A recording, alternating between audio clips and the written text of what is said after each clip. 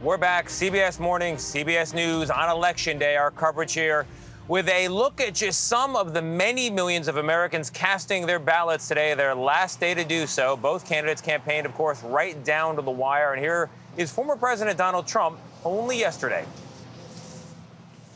With your vote in this election, you can show them once and for all that this nation does not belong to them. This nation belongs to you.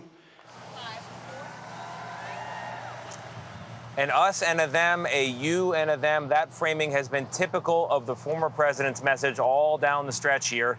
And his surrogates as well. Yesterday, I spoke with a leading Trump supporter, Republican Congresswoman Elise Stefanik, about the campaign. Much has been made about the gender gap in recent days. Donald Trump is leading by double digits among men, but Kamala Harris is leading by double digits among women. How do you feel about that gap? Well, I think it's important to point out, in addition to the data you just shared, Tony, President Trump is doing better with women than Kamala Harris is doing with men. So this is a real challenge for Kamala Harris's campaign.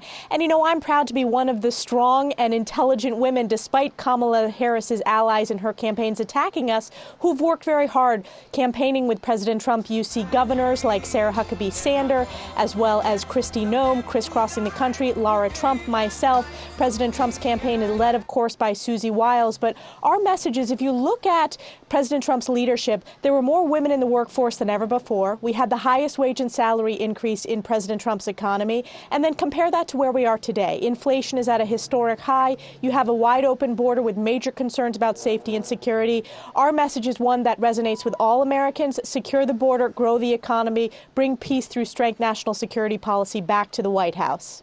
I want to talk about these voters in the middle. The vast majority of Americans, even, they're concerned about the temperature in the country, the meanness, the comments comparing one candidate to a threat to democracy, a fascist. The other candidate could be the end of democracy. This comes from both sides. What do you say to voters who, on a day where they should be excited to participate in their democracy, are instead scared about what's going to follow?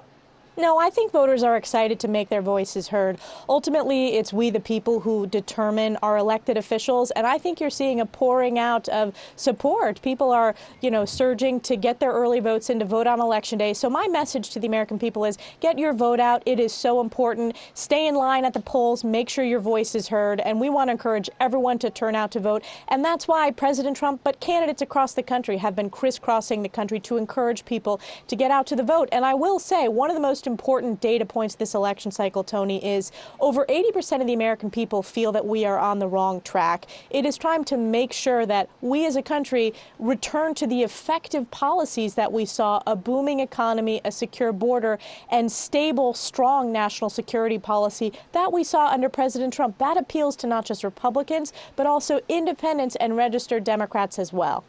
Donald Trump would be the oldest president to enter the Oval Office. Do you have any concerns at all about his ability to last the full 4 years fit and in charge? And does he need to release his medical records to reassure the American public on that point? Oh, I have zero concerns about it. I have campaigned on these long days with President Trump, and the youngest of the team have to work hard to keep up with his pace. Look at just the past few days. He has crisscrossed the country doing rally after rally. He has done more public events than Kamala Harris since Kamala Harris was anointed as the nominee. He is on top of every key issue, legislatively, policy issues around the world. You can see that in his interviews. You can see that just in the pace he keeps up. No one can keep up the same pace he does. So I have zero concerns about it. He has released many of his medical records before. That has been something that the media falsely has attacked him on. But the American people know that they're going to vote for a fit president when they vote for President Trump. There is absolutely no question about that.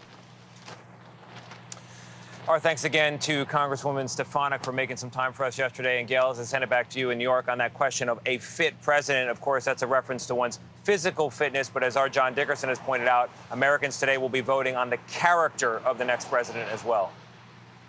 Yeah, it is very, a lot of people are curious about why he won't release his medical records this time. I do think that matters to a lot of voters. Tony, thank you so much.